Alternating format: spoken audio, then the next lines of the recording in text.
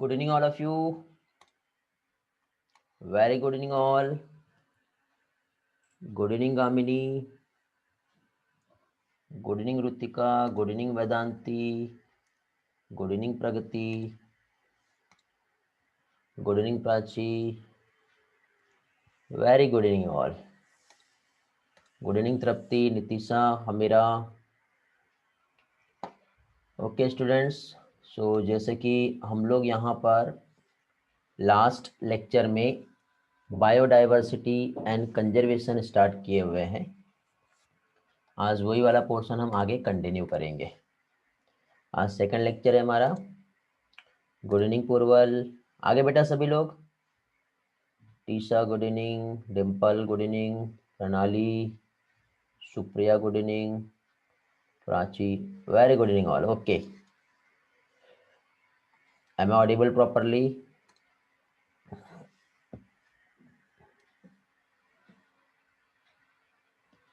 Okay great. चलो तो आज का सेशन हम लोग स्टार्ट कर रहे हैं।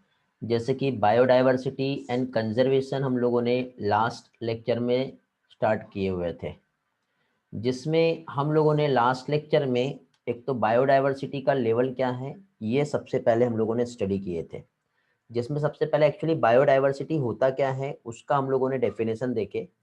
Biodiversity means vast variety of organisms जो है हमारे इस प्लानेट पे या अर्थ पे देखने को मिलते हैं। ओके, और साथ ही साथ उसमें जो इसेंशियल स्पीसीज हैं उसे कंजर्व करना बहुत ज़रूरी है ताकि इकोसिस्टम का बैलेंस बना रहे।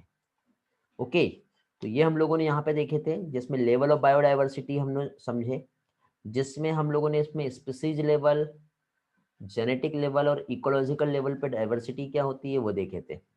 फिर उसके बाद कितने नंबर ऑफ स्पीसीज हमारे अर्थ पे प्रेजेंट है, जिसका हमने एक पाई चार्ट जो है वो हमने बनाए थे और उसकी हेल्प से यहाँ पे समझे थे।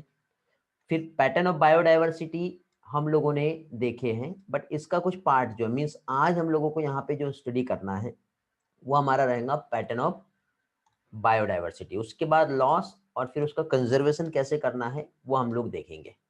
तो बायोडाइवर्सिटी जो कि एडवर्ड विल्सन जिसने टर्म क्वाइन किया है ये हम लोगों ने यहाँ पे समझे थे, जिसमें इसके हमने लेवल्स देखे थे। There are 3 types of level biodiversity के हमने देखे थे, genetic diversity, species diversity and ecological diversity. तो इसमें जेनेटिक डाइवर्सिटी जिसमें जेनेटिक लेवल पे जो एक डाइवर्सिटी देखने को मिलती है, जैसे कि फॉर एग्जांपल एक प्लांट जो कि सर्पगंधा प्लांट है जिसका साइंटिफिक नेम जो है रोल्फिया वोमिटोरिया, इससे केमिकल सब्सटेंस सीक्रेट होता है जिसका नाम है रिजरप्राइन।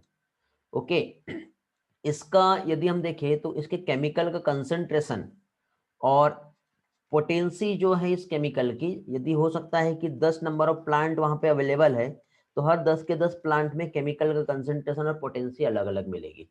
मीन्स ऑब्वियसली इस प्लांट में जेनेटिक लेवल पे कुछ ना कुछ वेरिएशंस देखने को मिल रहे हैं।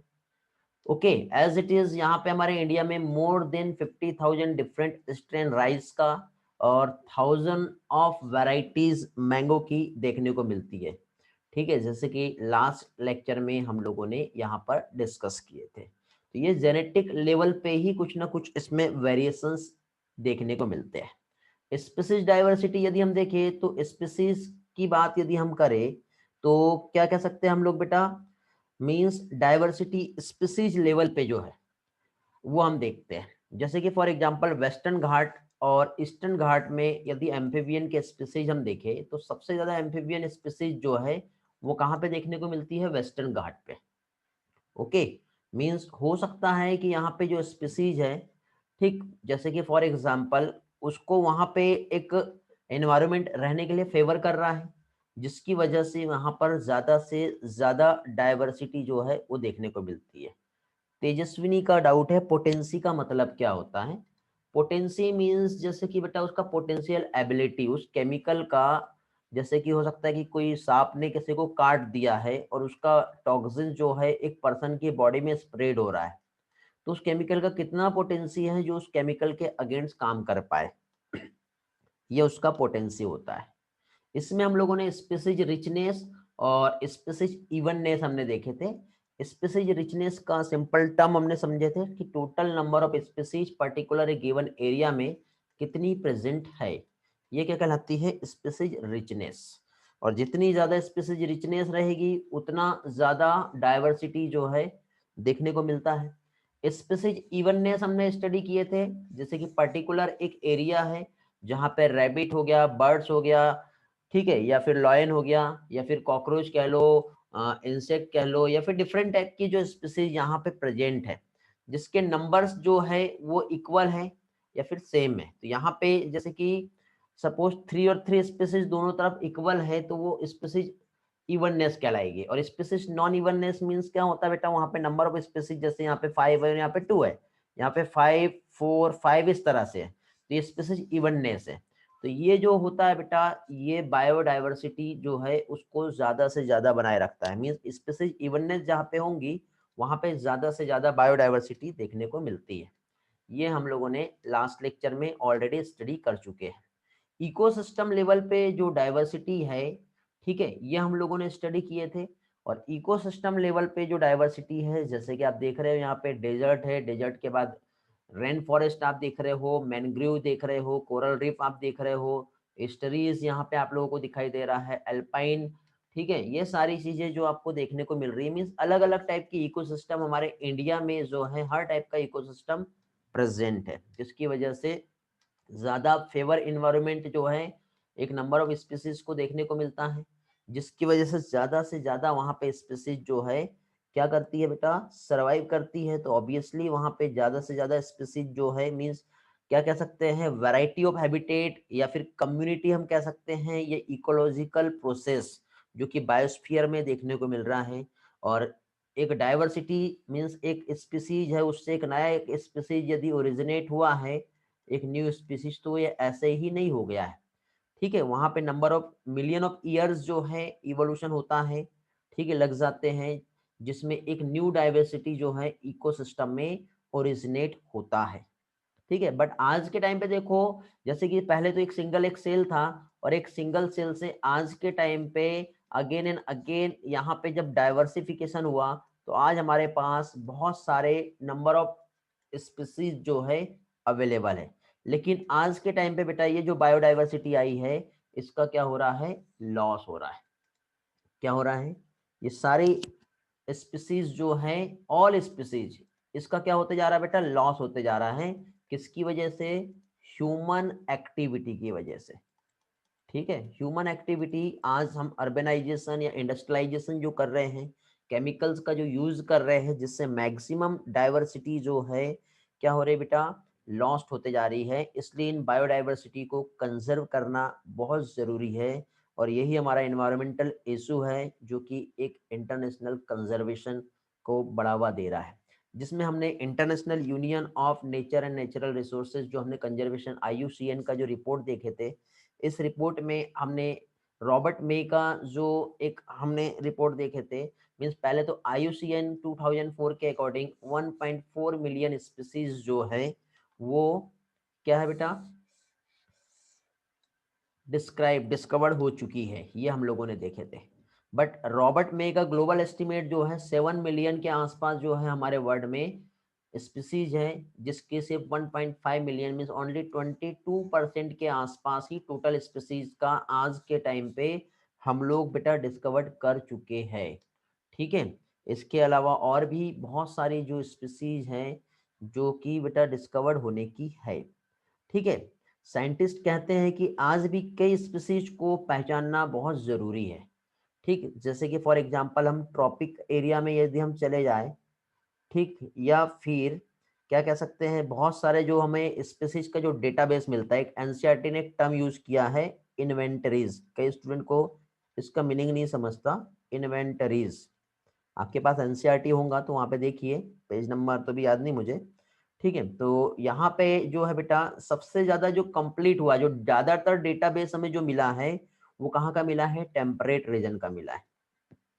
कहाँ का, टेम्परेट रीजन। वाई, क्यों, क्योंकि ज्यादातर साइंटिस्ट जो है वो कहाँ के हैं, जो भी इन्वायरमेंटल स्टडी करने वाले साइंटिस्ट यूरोपियन कंट्री के हैं, ठीक है। और साइंटिस्ट ये कहते हैं कि आज भी बहुत सारी ऐसी स्पीसीज हैं जिसको फाइंड करना बाकी रह गया है। ठीक है, कुछ एस्टिमेट ये बताते हैं कि टोटल नंबर ऑफ स्पीसीज यदि हम देखें अर्थ पर तो 20 से लेके 50 मिलियंस के आसपास है। और रॉबर्ट मे का ग्लोबल रिपोर्ट जो है वो क्या कहता है बेटा, ओनली 7 मिलियन है। समझे? तो अर्थ की बायोडाइवर्सिटी जो है, ठीक है, यदि हम देखें तो जिसमें 70% स्पीसीज जो है वो हमारा, ठीक है, क्या है, एनिमल है एंड प्लांट की डाइवर्सिटी है। ठीक है, तो इसमें देखिए मोर जो है 70% जो है एनिमल सबसे ज्यादा है, प्लांट, ठीक है, जिसमें प्लांट और फंजाई जो होता है, ठीक, ये हम लोगों ने कुछ डेटा देखे थे, इसमें भी उसका 70% हमने देखे थे, क्या चीज बेटा, इंसेक्ट का हमने देखे थे। तो ये सारा हम लोगों ने एक पाई चार्ट का कल स्टडी किए थे, जिसके बेसिस पे हम लोगों ने लास्ट लेक्चर में इनवर्टिब्रेट, वर्टिब्रेट और प्लांट, इसके सारे ये ट्रिक हम लोगों ने कल के लेक्चर में देख चुके हैं बेटा। इनवर्टिब्रेट में सबसे ज्यादा जो है इंसेक्ट है, वर्टिब्रेट में सबसे ज्यादा जो है वो क्या है बेटा, फिश है। एफबी पे राम मैंने बताया था आपको ट्रिक। ठीक है, बाकी ट्रिक याद है कि, हेलो क्लास में है, सुन रहे हो सभी लोग, याद है बाकी ट्रिक क्या दिया था? फिर उसके बाद प्लांट में सबसे ज्यादा एंजियोस्पर्म है या फिर फंजाई है? मैक्सिमम नंबर किसके हैं? एंजियोस्पर्म। कौन सा एग्जांपल दिया था मैंने? अली के साथ कौन था? हेलो, अरे कुछ भी नाम दे सकते हो, ठीक है, अंगद और अली। ठीक, वेरी गुड। तो ठीक, आप लोगों को याद है, कल याद हो गया था, तो इस पार्ट पे ज़्यादा टाइम वेस्ट नहीं करेंगे। फाइनली आज का जो हम लोगों को स्टडी करना है उस पर फोकस करते हैं। इतना स्टडी के बाद हम लोगों ने लास्ट में देखे थे बेटा कि जो प्रोकैरियोट है उसको यहाँ पे ऐड नहीं किया गया है। थोड़ी देर पहले हम लोग जो पाई चार्ट देख रहे थे तो उसमें आपने लाइकेन देख लिए, एल्गी देख लिए, फंजाई देख लिए, सारे देख लिए, बट उसके बाद भी, ठीक है, क्या कह सकते हैं, प्रोकैरियोटिक के स्पीसीज को जगह नहीं मिली। क्यों? क्योंकि बेटा प्रोकैरियोट का मिलियन ऑफ स्पीसीज है। एक बैक्टीरिया को हम देखें तो थोड़ी देर के बाद वो मिलियन ऑफ बैक्टीरिया में कन्वर्ट हो जाता है, और ऐसे उसके स्पीसीज भी आप देखोगे तो बहुत सारी है। तो आज तक के हमारे पास ऐसा कोई टेक्सोनोमिक मेथड नहीं है बेटा, कन्वेंशनल मेथड, जिसकी हेल्प से हम माइक्रो ऑर्गेनिजम्स को प्रॉपरली आइडेंटिफाई कर पाए। और दूसरी चीज, चलो आइडेंटिफाई कर भी लेते हैं हम, तो प्रॉपर हमारे पास लेबोरेटरी में कुछ उतना स्पेस और एक प्रॉपर टेक्निक्स अवेलेबल नहीं है जिसको हम इतने सारे माइक्रो ऑर्गेनिजम्स को कल्चर कर पाए। और सेकंड थिंग, माइक्रोब्स हमारे लिए हार्मफुल भी होते हैं, बेनिफिशियल तो है ही है लेकिन हार्मफुल भी है। तो ये सारी चीजें जो है, इतना सारा प्रॉब्लम्स जो देखने को मिलता है, जिसकी वजह से आज हम प्रोकैरियोट्स का एक्चुअली एस्टिमेट नहीं निकाल पाए। प्राची का एक डाउट आ रहा है बेटा, प्राची क्या बोलना चाह रहे हो, मैं नहीं समझा, पूछो क्या प्रॉब्लम है सर? स्पीसीज इन्वेंटरीज वाला पार्ट कुछ बोलना चाह रहे हो आप, या फिर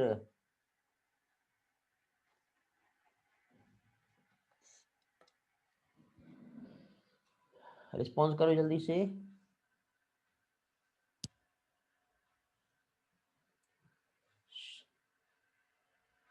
नहीं समझा वो लाइन। स्पीसीज इन्वेंटरीज का मतलब होता है बेटा, inventories means database. Species inventories मतलब क्या होता है? डेटाबेस। ठीक है, बहुत सारे जो टेक्सोनोमिक ग्रुप जो है उसमें ज्यादातर जो कंप्लीट हुए हैं वो कहाँ पे हुए? टेम्परेट रीजन में हुए हैं as compare to tropical region. इसका रीजन क्या है? क्या मतलब क्यों ऐसा हुआ है? तो जो भी इन्वायरमेंटल साइंटिस्ट हैं वो कहाँ के हैं? यूरोपियन कंट्री के हैं। तो उन्होंने ज्यादा जो स्टडी की कहाँ की टेम्परेट रीजन की।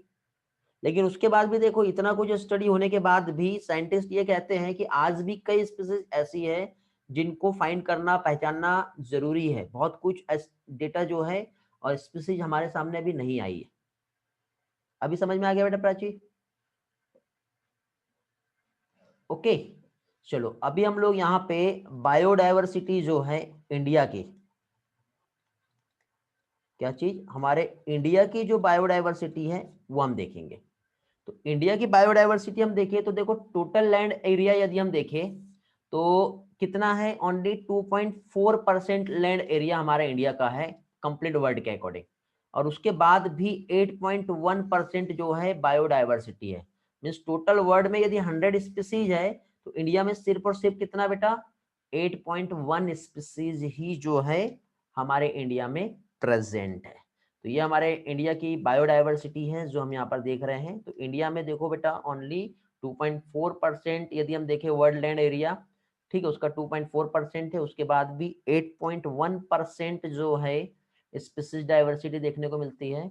यदि बेटा 12 मेगा डाइवर्सिटी वाली कंट्री देखे उनमें से इंडिया भी एक आता है, जिसमें बेटा नियरली यदि देखें तो सबसे ज्यादा जो डाइवर्सिटी देखने को मिलती है, जिसमें 45% जो है स्पीसीज है, ठीक है, प्लांट की, उससे डबल जो रहेगा वो है क्या, एनिमल।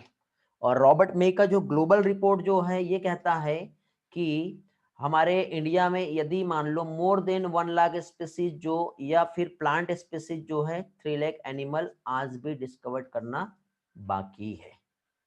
ओके, तो ये सारा जो है मीन्स यदि हम इसमें देखें तो इसमें क्या चीज, अर्थ की बायोडाइवर्सिटी जो है ये किस पर बेस्ड है बेटा, अवेलेबल ऑफ द स्पीसीज। ठीक है, क्लियर हुआ ये वाला पॉइंट सभी लोगों को। फिर नेक्स्ट पॉइंट पे आते हैं हम लोग। क्या हो गया यहाँ पे, इंडिया का 2.4% वर्ल्ड लैंड एरिया है वर्ल्ड के according, but global species diversity कितना है, 8.1। ठीक है, मीन्स हमारी कंट्री जो है 12 मेगा डाइवर्सिटी वाली कंट्री जो है हमारे वर्ल्ड की, उसमें से एक है जिसमें 4,500 सॉरी 45,000 स्पीसीज प्लांट की है, उससे डबल जो है वो क्या है बेटा, एनिमल है। उसके बाद भी बेटा कितनी भी ऐसी स्पीसीज, बहुत सारी ऐसी, मतलब टोटल यदि हम रॉबर्ट मे का एस्टिमेट रिपोर्ट देखें तो कितना है बेटा, 22% ही डिस्कवर्ड हो चुका है। और इसके अलावा भी हमें यदि आज के टाइम पे डिस्कवर करना है तो 1 लाख से ज्यादा प्लांट और 3 लाख से ज्यादा एनिमल जो है इनको डिस्कवर करना बाकी है। ओके, इसमें मैं आपको एक एग्जांपल से समझा रहा हूं। देखो क्या हो रहा है बेटा, जैसे कि फॉर एग्जांपल हम जैसे कि कुछ बुक्स का कलेक्शन करते हैं, क्या चीज, जैसे कि सपोज हम लोग कुछ बुक्स का कलेक्शन कर रहे हैं। अब बुक्स का जब हम कलेक्शन कर रहे हैं तो बुक्स का कलेक्शन करते करते हो सकता है कि जैसे हमको अलग अलग टाइप की बुक्स जो है वो अरेंज करना है, तो उसका हम कैटलॉग बनाते हैं और उसकी एक लाइब्रेरी बनाते हैं। लाइब्रेरी में अल्फाबेट के अकॉर्डिंग हम हर टाइप की जो बुक्स है उसको बढ़िया से अलग अलग जो है चेम्बर या रूम्स में अरेंज कर रहे हैं। तो इस तरह से हमारे पास क्या है, मिलियन ऑफ बुक्स हो सकता है अवेलेबल है, और आज हमारी इस लाइब्रेरी में अवेलेबल है। लेकिन कोइंसिडेंट कुछ ये हुआ कि इस लाइब्रेरी को यहाँ पे आग लग गई, और आग लगने के बाद ये सारी की सारी जो बुक्स है वो क्या हो रही है बेटा, जल रही है। इसी तरह से बेटा हमारे नेचर के साथ है, ये हमारा कंप्लीट ये जो अर्थ है ये एक लाइब्रेरी के समान है, और यहाँ पे रहने वाली जितनी भी स्पीसीज है ये सारी एक क्या है, हमारी उस बुक्स के समान है। और ये कई स्पीसीज आज हम लोग बेटा इसको आइडेंटिफाई नहीं कर पाए, डिस्कवर नहीं कर पाए हैं, मतलब उसको फाइंड करने के पहले, उसका अरेंजमेंट करने के पहले ही वो स्पीसीज जो है बेटा जलते जा रही है, अर्थ पे बर्निंग हो रहा है।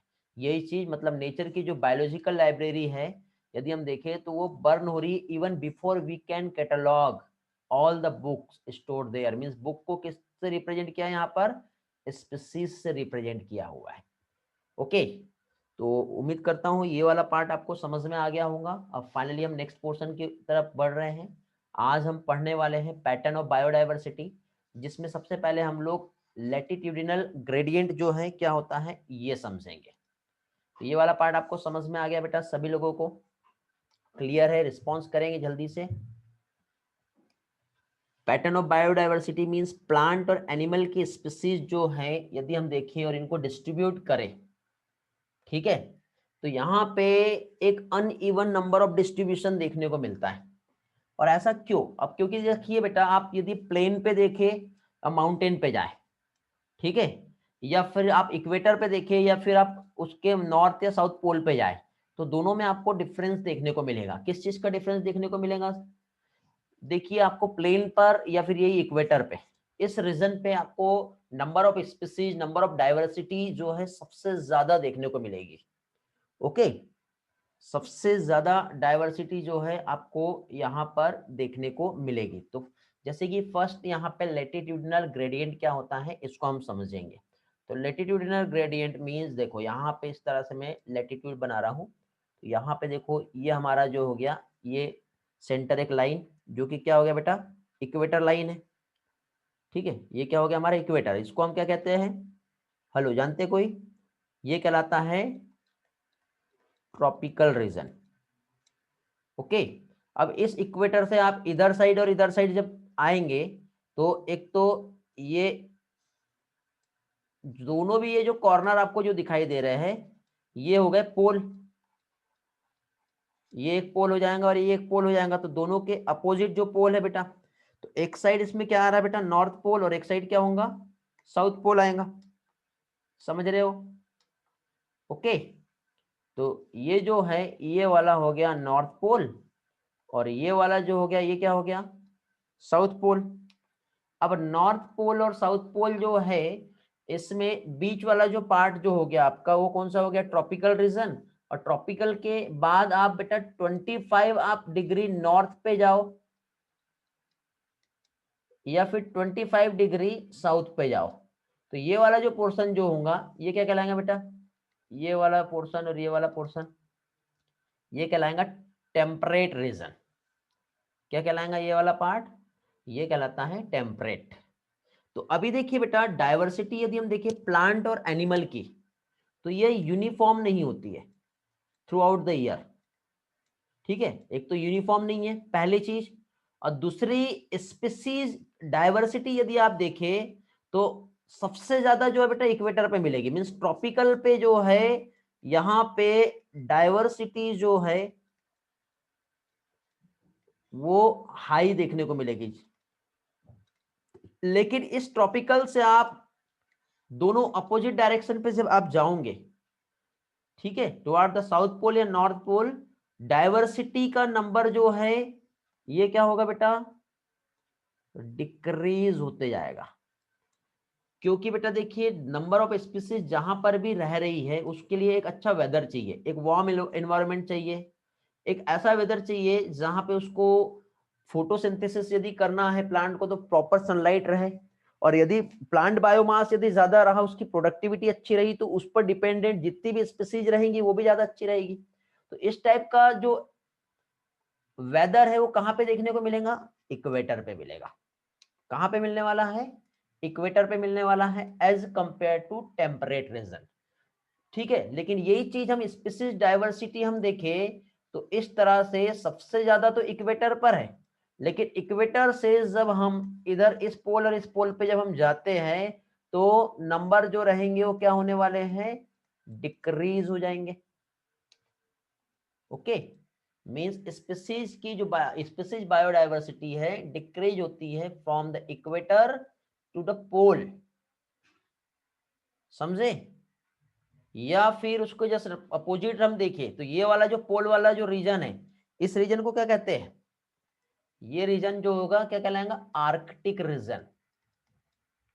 ओके, और आर्कटिक रीजन जो बेटा यहाँ पे स्नो बर्फबारी हमेशा होते रहती है, बहुत ज्यादा ठंड है, तो यहाँ पे तो सिर्फ वही एनिमल सरवाइव करेंगे ना जो कम टेम्परेचर पे ग्रो करते हैं। बट यहाँ पे जो टेम्परेचर है वो यूनिफॉर्म टेम्परेचर है, तो यहाँ पे कुछ इस टाइप के ऑर्गेनिजम्स या फिर एनिमल्स ग्रो करने वाले हैं जो कि एक नॉर्मल टेम्परेचर पे ग्रो करते हैं। इसलिए हमेशा देखना इक्वेटर पे, इक्वेटर मींस क्या होता है बेटा, ट्रॉपिकल रीजन। और इक्वेटर जो है, अब ये देखो यहाँ पे इस तरह से यदि मैं यहाँ पे इक्वेटर लाइन खींच रहा हूं तो इसके दोनों भी साइड यदि हम देखें, इतना पार्ट ये वाला जो है ये टेम्परेट कहलाएगा, और फिर उसके बाद हम और जाएंगे इधर तो ये हमारा नॉर्थ साउथ पोल जो है आर्कटिक रीजन कहलाएगा। तो पहला बीच वाला सेंटर वाला पार्ट, एक तो मेन इक्वेटर लाइन, उसके आइट साइड जो होगा 23 डिग्री वाला वो क्या हो जाएगा हमारा ट्रॉपिकल, उसके बाद और नीचे आएंगे तो टेम्परेट, और उसके बाद फिर हम और आगे जाएंगे तो क्या हो जाएगा बेटा, आर्कटिक रीजन। तो इस तरह से आप देखो यहाँ पे इस तरह से मैं एक ग्राफ इस तरह से मैं बना रहा हूं, तो ये आपका साउथ पोल हो गया और ये नॉर्थ पोल, तो ये सेंट्रल लाइन।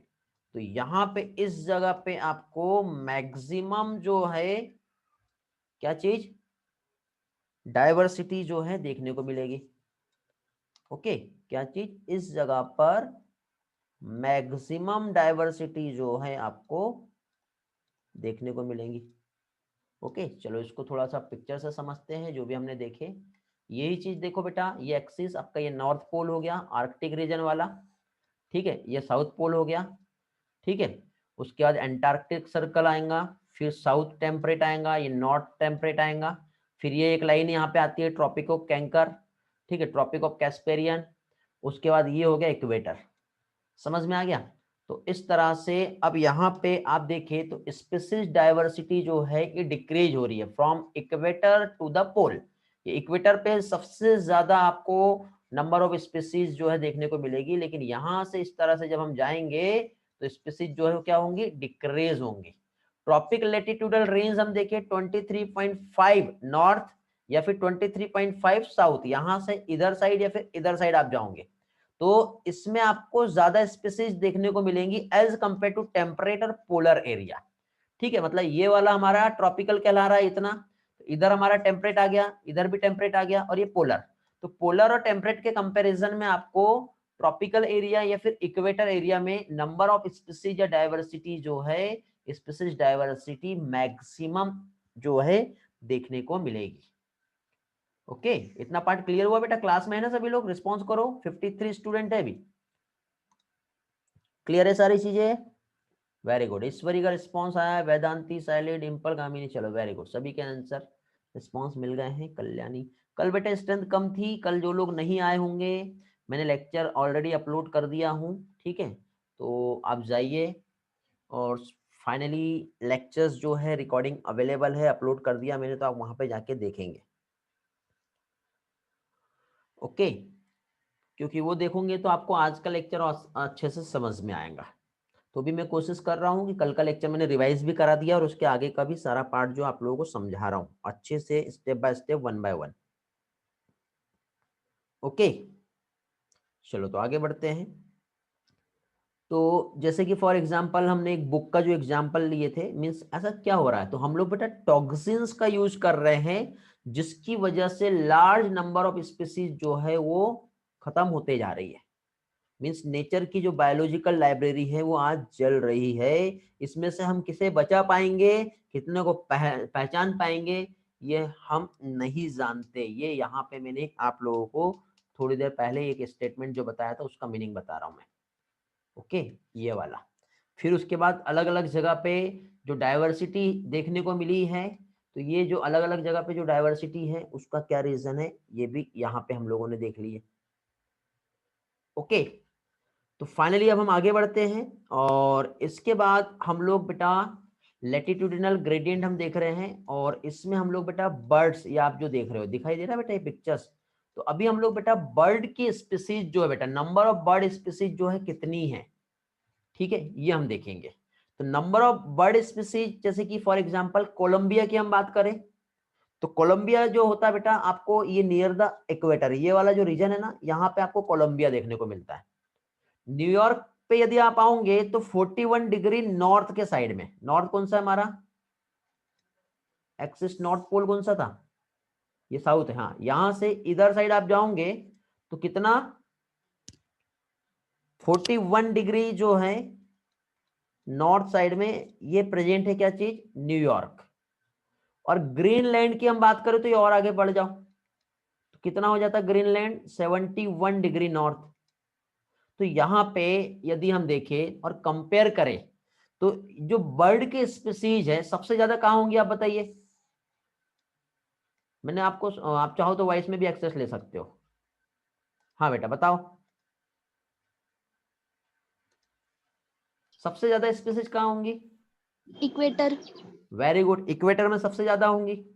उसके बाद फिर न्यूयॉर्क और ग्रीनलैंड की हम बात करेंगे तो न्यूयॉर्क। न्यूयॉर्क में रहेंगे, और सबसे कम कहाँ रहेंगी, ग्रीनलैंड में रहेंगी। तो देखो यहाँ पे ये ग्रीनलैंड। जो स्पीसीज है, ठीक है, नंबर, ठीक है, तो कोलंबिया जो है कहां पर लोकेटेड है बेटा, नियर द इक्वेटर। तो इक्वेटर पे यदि हम देखें तो कितना स्पीसीज है, 1400 स्पीसीज जो है कहां पे, न्यूयॉर्क में है। ओके, इसी के जस्ट बाद यदि हम देखें तो ये कोलंबिया का हो गया बेटा, कोलंबिया मींस क्या हो गया, नियर द इक्वेटर है। न्यूयॉर्क जो है 41 डिग्री है, वो भी कौन सा, टेम्परेट रीजन पर। ओके, कहां पर है, टेम्परेट रीजन जो है यहां पर लोकेटेड है। और ग्रीनलैंड यदि हम देखें तो ग्रीनलैंड जो होता है अगेन ये 71 डिग्री जो है ये कहां पहुंच जाएगा, आर्कटिक पर।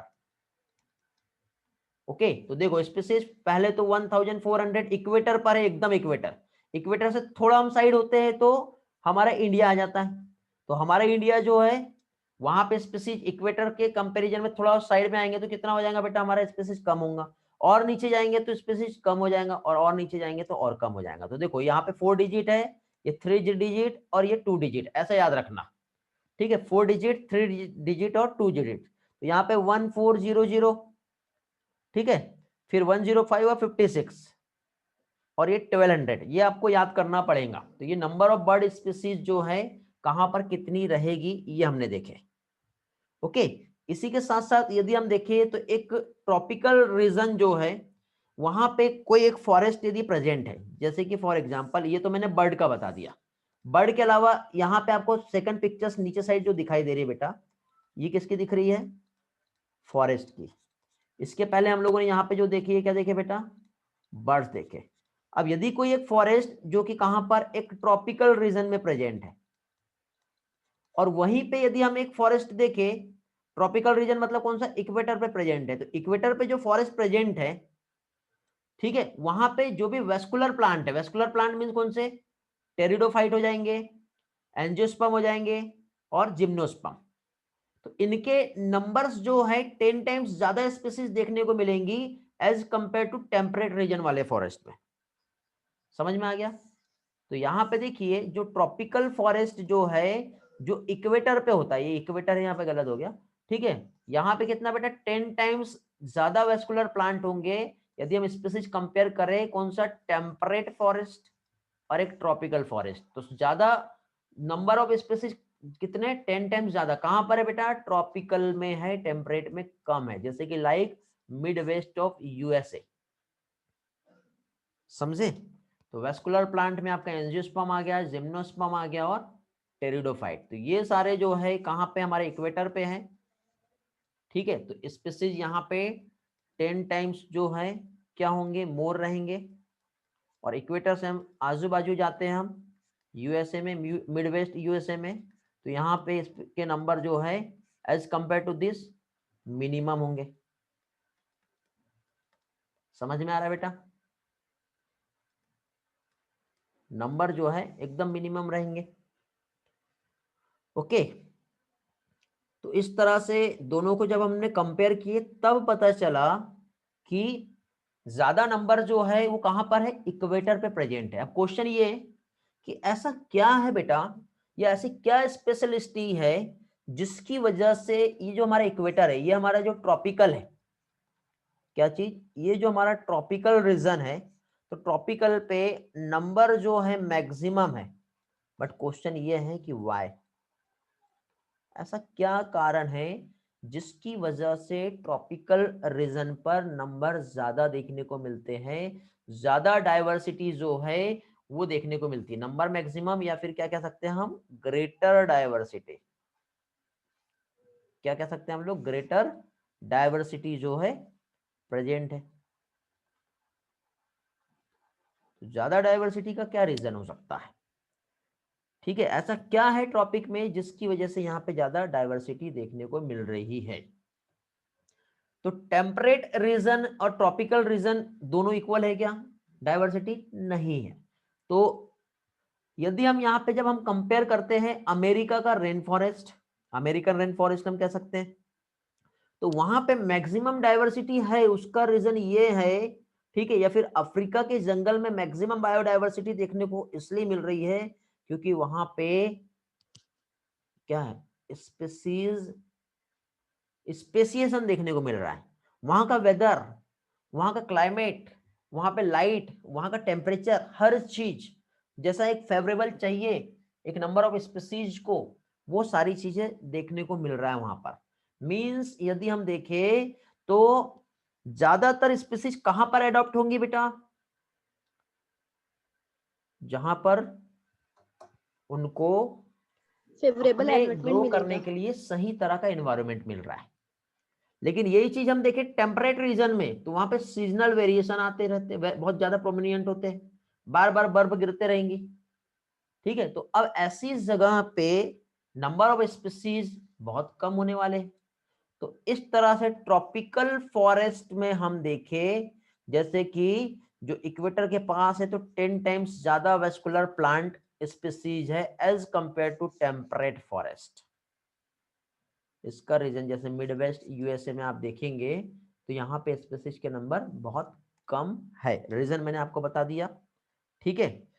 अब यहाँ पे कुछ एग्जांपल्स हम लोगों को याद करना है, फिर हम आगे बढ़ेंगे, ठीक, जिसमें हम लोग देखेंगे कि स्पीसीज ज्यादा देखने को कहाँ मिलने वाली है बेटा, जहां पे नंबर ऑफ स्पीसीज ज्यादा, ज्यादा वेरिएशंस आएंगे, ठीक है। Speciation is generally function of time, means biodiversity को टाइम चाहिए, क्योंकि इवोल्यूशन होने में बहुत टाइम लगता है। एक जीन में जो चेंज आ रहा है उसके लिए बहुत टाइम लगेगा, ठीक है। जब नया वेरिएशन आएगा तो एक न्यू स्पीसीज जो है वो अराइज होंगी और बेटर कैरेक्टर उसके एडाप्ट होंगे, ठीक है। तो इस तरह से ट्रॉपिकल एरिया जो है वहां पे किसी भी टाइप का डिस्टर्बेंस नहीं है, अनडिस्टर्ब मिलियन ऑफ ईयर तक के, ठीक है। मींस वहां पे क्या है, ज्यादा से ज्यादा इवोल्यूशनरी टाइम जो है स्पीसीज के डाइवर्सिफिकेशन के लिए मिला है, ठीक है। इसलिए वहां पे इवोल्यूशन के लिए टाइम ज्यादा है। इवोल्यूशन एक स्लो प्रोसेस होता है, और डार्विन में ने भी कहा, हम लोगों ने पढ़े बेटा इवोल्यूशन में, ठीक है। इवोल्यूशन एक स्लो प्रोसेस होती है और धीरे धीरे स्पीसीज जो है उसमें डाइवर्सिफिकेशन देखने को मिलता है। उम्मीद करता हूँ इतना पार्ट आप लोगों को क्लियर हो गया होगा। जल्दी से रिस्पॉन्स करो ताकि हम आगे बढ़े, ठीक है। कुछ डाउट होगा, कुछ पूछना होगा, रिवाइज करना होगा तो देख लेते हैं। जल्दी से लिख भेजो बेटा। कोलंबिया की स्पीसीज कितनी है, याद अभी करना है। कोलंबिया, कोलंबिया कितना, 1400 1400। 1400। इंडिया में कितना है, इंडिया भूल गए, पीछे पलट के नहीं 56 देखना है। ग्रेट। ग्रीनलैंड 105 न्यूयॉर्क 1200 उल्टा हो गया बेटा, ग्रीनलैंड 56 है, न्यूयॉर्क 105 है, याद कर लो। कोलंबिया सबसे ज्यादा 1400, उससे कम इंडिया 1200, उससे कम न्यूयॉर्क 105, एकदम से कम आ जाएगा, ठीक है। टेम्परेट है। और ग्रीनलैंड और कम हो जाएगा, एकदम से कम हो जाएगा, आर्कटिक रीजन है क्योंकि 56, याद रखो, ओके। याद रहेगा अभी, यस सर। चलो ग्रेट। तो अभी यहाँ पे कुछ और स्पीसीज हम देखेंगे। तो शुरुआत करते हैं हम लोग। यहाँ पे देखो मैंने ये अभी जो है यहाँ पे कुछ स्लाइड्स हैं जिसमें नंबर्स है। हम लोग सबसे पहले प्लांट स्पीसीज को देखते हैं। तो प्लांट को हम ट्री समझेंगे। ट्री में कितने डिजिट दिख रही है बेटा, 4, 4 डिजिट है। और 4 के बाद 40 लगा दो, कितना हो गया, कितने प्लांट 40,000 रहेंगे, 40,000, मोर देन 40,000 प्लांट स्पीसीज जो है ये अवेलेबल है। प्लांट के बाद यदि हम देखें तो इनवर्टिब्रेट की हम बात करें तो हम जानते हैं बेटा कि जितना प्लांट है, ठीक है, तो उससे डबल एनिमल है। एनिमल में भी सबसे ज्यादा कौन से बेटा, इनवर्टिब्रेट है। पढ़े हम लोगों ने इसके पहले, याद है क्या, हेलो। हाँ सर। एनिमल ज्यादा है और एनिमल में भी सबसे ज्यादा कौन से, इनवर्टिब्रेट ज्यादा है। तो इनवर्टिब्रेट कितने रहेंगे, तो अभी देखिए ट्री हमने 40,000 देखिए तो उससे ज्यादा ही रहने 80,000। वाले हैं। मीन्स 1,25,000 जो है क्या रहेंगे, इनवर्टिब्रेट्स रहेंगे। उसके बाद हम लोगों ने कल एक ट्रिक देखे थे, क्या चीज, एफ बी पर राम, एफ बी पर RAM, fish bird reptile amphibian and mammals. याद करवा रहा हूं, ध्यान से फोकस करोगे अभी तो अभी के अभी सारी चीजें याद भी हो जाएंगी और रिस्पॉन्स देते जाना है। तो यहाँ पे हम लोगों ने जो देखे थे बेटा, एफ बी पर राम, तो इसमें पहली चीज तो फिश बर्ड रेप्टाइल एम्फीबियन और मैमल्स। तो हमेशा याद रखो एम्फीबियन और मैमल्स का जो नंबर है सेम रहेगा, ठीक है। फिश से हम स्टार्ट करते हैं। फिश जो रहेंगी वो कितनी रहेंगी बेटा, 3,000। 30 का यदि प्रोनाउंस करो तो 13 आता है। तो बर्ड जो हो जाएगा 13,000 हो जाएगा, 1300 बर्ड की स्पीसीज हो जाएगी। अब 13 में ये 300 को ले लो तो रेप्टाइल्स हम देखेंगे तो रेप्टाइल्स कितना हो जाएगा, 300 के स्पीसीज 378, और ये जो दोनों है दोनों के नंबर सेम है, कितने हैं?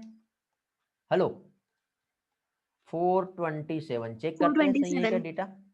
चलो तो 40,000 प्लांट का स्पीसीज है, 3,000 हमारे फीस है, उसके बाद बर्ड जो है 1300, मैमल्स 427, रेप्टाइल्स 378, अगेन एम्फीबियन पे आएंगे तो 427, और लास्ट में आता है इनवर्टिब्रेट्स 1,25,000। ये आपको 25। याद करना है, मैंने ये एक लॉजिक बताया, आप खुद से अपना भी लॉजिक लगा सकते हो और ये याद कर सकते हो। डायरेक्ट क्वेश्चन आते हैं बेटा, बहुत इंपॉर्टेंट डेटा है आपका ये वाला, डायरेक्ट एज इट इज ऐसे ही क्वेश्चन आते हैं। और ये चैप्टर आपका डेटाबेस है, इसलिए मैं डायरेक्टली स्लाइड से ही ले रहा हूँ, क्योंकि समझाने लायक अभी तक कि मुझे ऐसा नहीं लगा कि आपको कुछ बोर्ड पे यहाँ पे समझाना चाहिए। ठीक है, शायद इसलिए हमारा 10 से 15 स्टूडेंट का स्ट्रेंथ जो है कम दिख रहा है, 15 नहीं 10 स्टूडेंट ही कम दिख रहे हैं।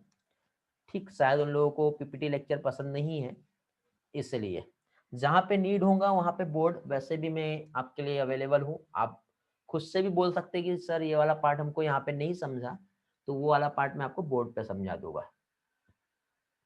डेटा में बेटा कुछ भी ऊपर नीचे नहीं करना है, एग्जैक्ट डेटा हमारे एनसीईआरटी ने दिया है और एज इट इज ऐसा ही क्वेश्चन आपको एग्जाम में आएगा। ठीक है, सिर्फ आपको यहाँ पे मोर देन 40,000 प्लांट दिया है तो आप ये याद रखो, बाकी कहीं पे भी कोई फ्लक्चुएशन नहीं दिया है। समझ गए बेटा, क्लियर हुआ? तो ये tropical yes sir. Amazon rain forest की बात हो रही है, कहाँ की है देखो, ये याद रखना है, tropical Amazon rain forest, south America, greatest biodiversity जो अर्थ में देखने को मिलती है। देखो एफबी पर राम वही है, यहाँ पे सीक्वेंस आगे पीछे है तो कंफ्यूज नहीं होना, वैसे ही आएगा जैसे हमने यहाँ पे देखे है। ठीक है, ये वाली चीज जो हम लोगों ने इसके पहले स्टडी किए थे एज इट इज ऐसा ही है।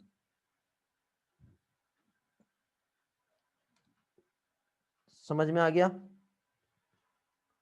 देखिए बेटा प्राची, आप अलग अलग रेफरेंस में जाओगे तो आपको अलग अलग डेटा मिलेगा, आप सिर्फ एनसीईआरटी पे फोकस करो, क्योंकि देखिए एनसीईआरटी जो बनी है आज, क्योंकि हम एक्सटिंक्शन की यदि हम बात करें या बायोडाइवर्सिटी का जो लॉस हो गया है, आज के करंट एस्टिमेट के अकॉर्डिंग हम देखेंगे तो बहुत कुछ चेंज हो गया है। समझे? ये 2004 और उस टाइम की रिपोर्ट्स के अकॉर्डिंग हम देख रहे हैं।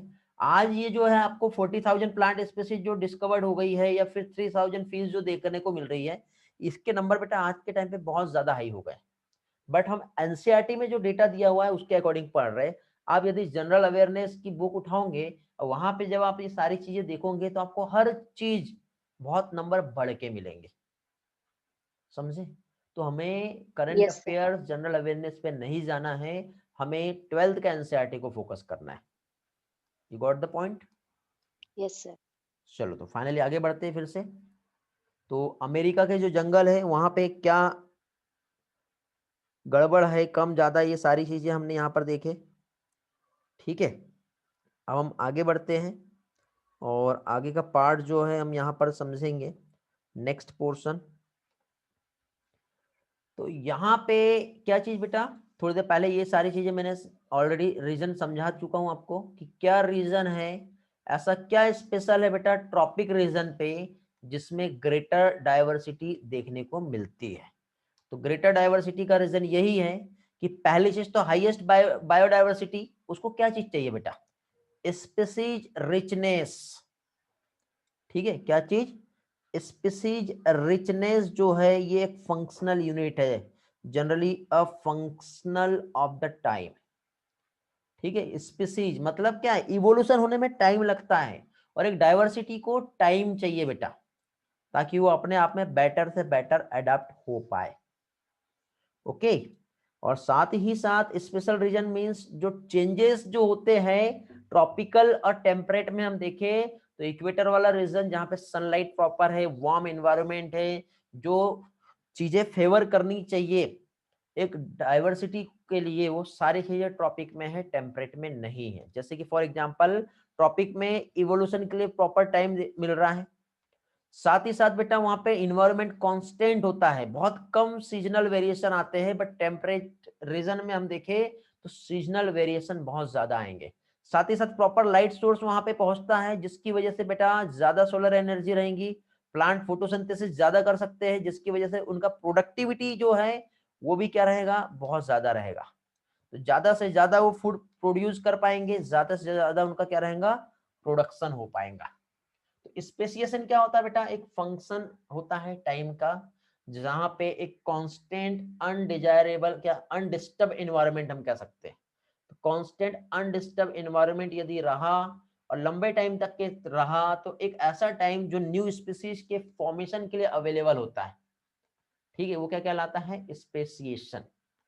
सेकेंड, वार्म और ह्यूमिड एनवायरनमेंट भी चाहिए बेटा, जिसमें ज्यादा से ज्यादा न्यू स्पीसीज जो है अराइज हो पाए, और सोलर सनलाइट जितना मिलेगा उतना ज्यादा प्रोडक्टिविटी होगा, और जितना ज्यादा प्रोडक्टिविटी हुआ ऑब्वियसली उसके साथ रहने वाली जो बाकी की स्पीसीज है उनको भी ज्यादा फूड मिलेगा, क्योंकि मैक्सिमम स्पीसीज प्लांट पर डिपेंड है।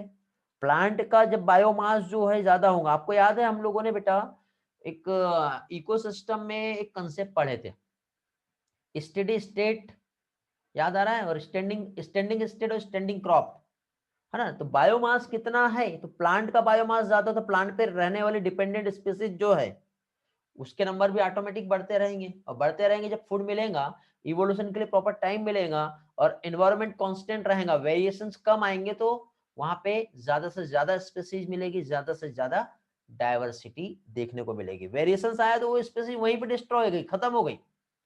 टेम्परेट में ऐसे ही हो रहा है ना, एकदम से ठंडी आ गई, एकदम से गर्मी आ गई, एकदम से बर्फबारी हो गई, तो यहाँ पे number of 5 organism animal present थे, सबके सब एक साथ तबाह हो गए, बचेगा क्या, जब बचा ही नहीं तो वहां पे फिर कहां से डायवर्सिटी आएगी, बताओ। समझ रहे हो बेटा पॉइंट को, मेरे क्या समझाना चाह रहा हूं मैं। ट्रॉपिकल एरिया में क्या है, undisturbed constant environment, million of year तक के रहता है, ज्यादा चेंज वहां पे होता ही नहीं है, ठीक है। और यही रीजन है जिसकी वजह से ज्यादा डायवर्सिटी वहां पर प्रेजेंट होती है। ओके, तो ट्रॉपिकल एनवायरनमेंट में जो चेंजेस हैं बहुत कम हो रहे हैं एज कंपेयर टू, क्या कह सकते हैं बेटा हम लोग, टेम्परेट एनवायरनमेंट, जो स्पेसिएशन को या स्पेशलाइजेशन को प्रमोट करता है, जो कि किस चीज को बढ़ावा देता है बेटा, एक न्यू स्पीसीज जो है वहां पे फॉर्म हो, ठीक है। अपने आप में वहां पे कोई भी स्पीसीज एक इकोसिस्टम को सेट कर लेता है, और इस तरह से बोलते हैं, जैसे कि सपोज यहाँ पे एक स्पीसीज है, उसने अपने आप के एक इकोसिस्टम को यहाँ पे उसने सेट कर लिया, और सेट करने के बाद वो खुद ये बोलती है कि दूसरी स्पीसीज से बोलती है कि अब ये मेरी जगह है, तुमको रहना तो तुम कहीं और जाओ। ओके, क्लियर हो गया। तो फाइनली अब नेक्स्ट टॉपिक पे हम आते हैं, that is species area relationship. Biodiversity का पैटर्न हम देख रहे हैं। फर्स्ट पार्ट हम लोगों ने जो देखे, फर्स्ट पार्ट हम लोगों ने क्या देखे बेटा, फर्स्ट पोर्शन हमने यहाँ पर देखे लेटिट्यूडिनल ग्रेडियंट। सेकेंड पॉइंट अब हम यहाँ पे जो स्टडी करेंगे वो आएगा स्पीसीज एरिया रिलेशनशिप। ये वाला पार्ट स्टार्ट करने के पहले रिस्पॉन्स करेंगे जल्दी से, सभी लोगों के सारे पॉइंट्स क्लियर हैं, किसी को कुछ पूछना है या फिर आगे हम कंटिन्यू करें।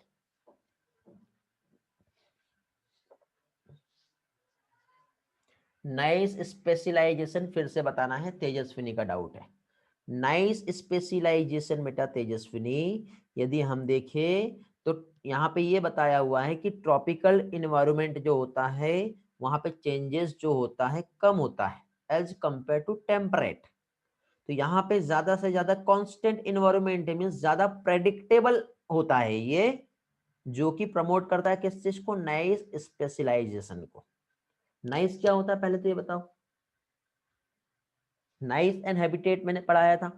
नाइस मीन्स क्या होता है, पहले तो हैबिटेट मतलब कोई ऑर्गेनिज्म जहां पर रह रहा है, नाइस मीन्स जो वहां पर रह के क्या कर रहा है, उसका जो प्रोफेशन, उसका जो रोल है वो नाइस कहलाता है, ठीक है। और यही चीज जो है बेटा ज्यादा से ज्यादा स्पीसीज डायवर्सिटी को बढ़ावा देता है।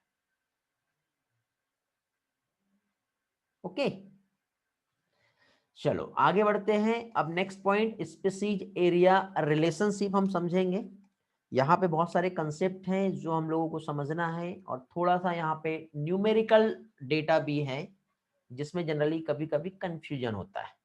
तो स्पीसीज एरिया रिलेशनशिप का मतलब यहाँ पे एक साइंटिस्ट है बेटा, अलेक्जेंडर वॉन हेम्बोल्ट करके, उन्होंने कुछ स्टडी की है और स्टडी के बाद उन्होंने ये देखे बेटा कि मतलब जो स्पीसीज रिचनेस कहाँ की कितनी ज्यादा है, या फिर एक जगह पे कितनी स्पीसीज है, पहली चीज तो ये, और एक ही जगह पर नंबर ऑफ डिफरेंट स्पीसीज कितनी है ये, ठीक है, जो कि रिप्रेजेंट करता है किस चीज को, एक इकोलॉजिकल कम्युनिटी को। जैसे कि फॉर एग्जांपल यहाँ पे एक एरिया की हम बात करें, जैसे ये एरिया हो गया, ये एरिया हो गया, ये एरिया हो गया, ये एक एरिया हो गया और ये एक एरिया हो गया। तो आपको एक चीज देखने को मिल रहा है कि जितना ज्यादा लैंड एरिया होगा वहां पे उतनी ज्यादा स्पीसीज देखने को मिलेगी। जैसे कि यहाँ पे 5 है, यहाँ पे 5 है, यहाँ पे 5 है, तो यहाँ पे 10 होगा, तो यहाँ पे कितना हो जाएगा, 15 हो जाएगा। समझ रहे हो? ठीक है, मीन्स क्या हुआ यहाँ पर, यहाँ पे जितने ज्यादा हम लोग क्या है बेटा, एरिया को बढ़ा रहे हैं, ठीक है, उतना ज्यादा क्या हो रहा है यहाँ पर, स्पीसीज जो है, ठीक है, उसके नंबर्स जो है बढ़ते जाएंगे। हमको क्या कहते हैं बेटा, स्पीसीज रिचनेस।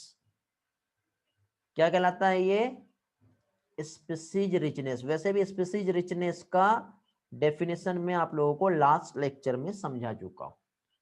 तो वॉन हेल्मोंट जो है क्या कहते हैं वो हम समझ लेते हैं बेटा, अलेक्जेंडर वॉन हेम्बोल्ट, जो कि कहाँ के है बेटा, साउथ अमेरिका के जो जंगल है, ठीक है, वहां पे उन्होंने स्पीसीज रिचनेस इंक्रीज हो रही है। कब, जब एरिया को इंक्रीज किया जाता है तब, लेकिन वहां पे एक लिमिट तक के ही बढ़ती है, उससे ज्यादा इंक्रीज नहीं होती है। ये हम लोगों को यहाँ पे इन्होंने समझाया।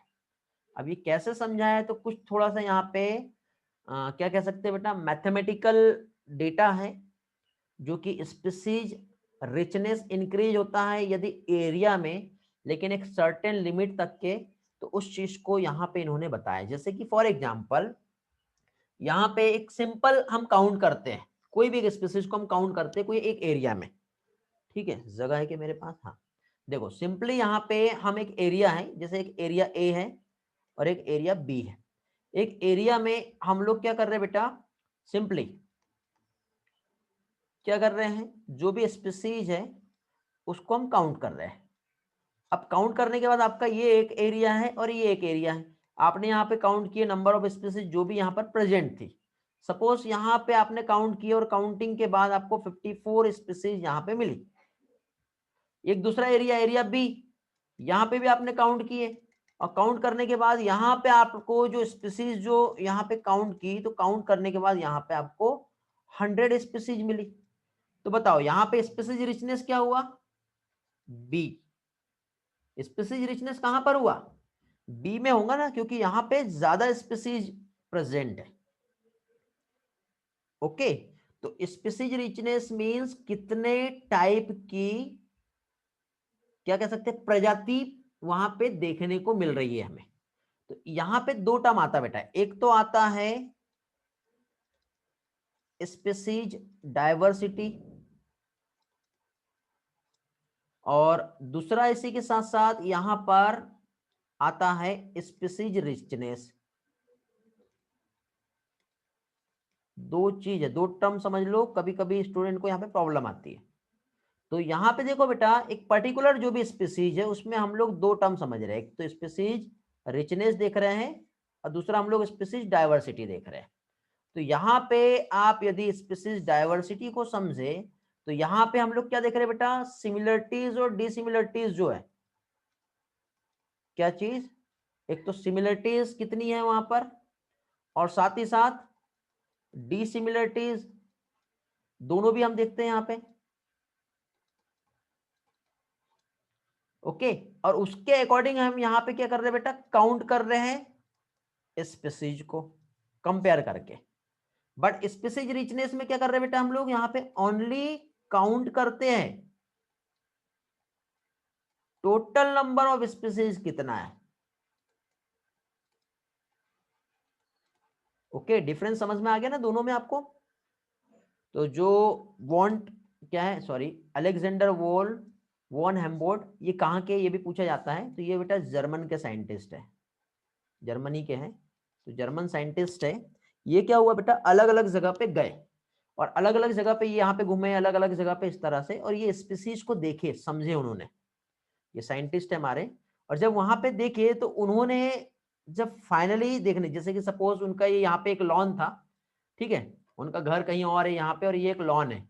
जब लॉन में वहां पे जाके देखे तो वहां पे उनको हो सकता है रेट देखने को मिला हो, लिजार्ड वहां पे उनको देखने को मिली है, हो सकता है कि वहां पे बटरफ्लाई भी देखने को मिली, बटरफ्लाई के बाद वहां पे उनको इंसेक्ट भी देखने को मिले। अलग अलग जगह जाने के बाद वहां पे पर्टिकुलर और पर्टिकुलर एरिया की जब बात किए तो वहां पे उन्होंने देखे कि यहाँ पे जो भी स्पीसीज उसको उन्होंने काउंट किए, जैसे कि मैंने यहाँ पे आपको ये एग्जांपल समझाया, ठीक है। तो अब इसको हम लोग एक काम करते हैं, हम अपने अपने एरिया से हम बात करते हैं, हमारा जो एरिया है, ठीक है, हम अपने एरिया से बात करते हैं। तो हमारा जो एरिया है यहाँ पे जब हम इसे काउंट करेंगे, तो जैसे कि फॉर एग्जांपल एक छोटी सी हम सिटी की बात करते हैं, सिटी मीन्स हमारा एक नागपुर, नागपुर में हमने देखे कि टोटल नंबर ऑफ यहाँ पे जो स्पीसीज वहां पे देखने को मिली नागपुर सिटी में, हो सकता है कि यहाँ पे 1000 स्पीसीज है, कितने, 1000 स्पीसीज। अब हम महाराष्ट्र की बात करेंगे तो टोटल महाराष्ट्र में कितना होगा, तो हो सकता है कि 5000 स्पीसीज प्रेजेंट है। फिर हम महाराष्ट्र से और बाहर आए, इंडिया में हम देखेंगे तो इंडिया की हम काउंटिंग कर लेंगे, तो इंडिया की हम काउंटिंग करते हैं तो इंडिया में कितना बेटा, 10,000 स्पीसीज होंगी, एक टेंटेटिव डेटा बता रहा हूं मैं, समझा। तो उसके बाद फिर क्या हो गया, हमारे पास 10,000 स्पीसीज हमारे इंडिया में आ गई। अब हम और बढ़ते, तो अब आपको एक चीज समझ में आ रहा है कि जैसे कि फॉर एग्जांपल यहाँ पे मैं इस तरह से ग्राफ जो यहाँ पे प्लॉट करता हूं, तो हमारा यहाँ पे एक एरिया है, ठीक है, और एक एरिया के अगेंस्ट जब हम यहाँ पर स्पीसीज को देखते हैं, तो जैसे जैसे हम एरिया बढ़ाते जाएंगे वैसे वैसे स्पीसीज के नंबर क्या हो रहे हैं, बढ़ते जा रहे हैं। लेकिन एक टाइम बढ़ने के बाद देखो ये प्लॉट ऐसा चल के हमेशा ऐसे ही नहीं जा रहा है, ये ऐसा जाने के बाद ये ऐसा टर्न हो जा रहा है, समझ रहे हो। तो यहाँ पे ऐसा क्यों हुआ, तो इससे हमको एक चीज समझ में आई कि इंडिया, इंडिया के बाद हम एशिया में आ गया। तो एशिया जो है यार, अभी पेन लैग क्यों कर रहा है इस सॉफ्टवेयर में, वाले सॉफ्टवेयर में लैग करता है इसलिए हम इस पर आ गए। अब हम एशिया में आ गए, तो एशिया में जो नंबर ऑफ स्पीसीज है, अब यहाँ पे 10 है तो और बढ़ना था, 15,000 होना था, बट ऐसा नहीं हुआ, यहाँ पे ओनली 11,000 टोटल स्पीसीज है। और कंप्लीट हम अर्थ की हम बात करेंगे तो कंप्लीट अर्थ पे नंबर ऑफ स्पीसीज कितना होगा, ओनली 16,000 स्पीसीज ही प्रेजेंट होंगे। तो एक तो हमको यहाँ पे समझ में आया। अब देखो वापस से हम इसी पे आते हैं, क्या चीज, देखो स्पीसीज रिचनेस किस चीज को बता रहा है बेटा, स्पीसीज रिचनेस इंक्रीज होगा, तो इंक्रीज हो रहा है कब, सॉरी यहाँ पे उल्टा बोल दिया, यहाँ पे समझा रहा हूं। देखो जैसे जैसे छोटा एरिया था, एरिया बढ़ाते जा रहे हैं, एरिया और बढ़ाते जा रहे हैं, तो स्पीसीज रिचनेस क्या होते जा रही है बेटा, इंक्रीज होते जा रही है। लेकिन कब तक के, एक लिमिट तक के, उसके बाद वो नहीं बढ़ेगी।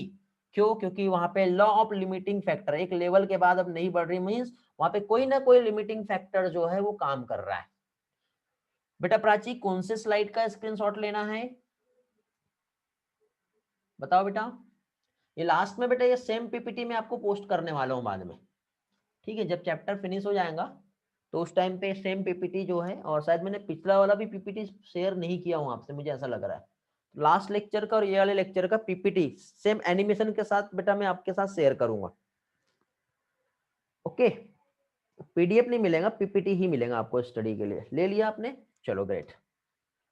ये वाला पार्ट समझा बेटा आपको मैं क्या समझाना चाह रहा था।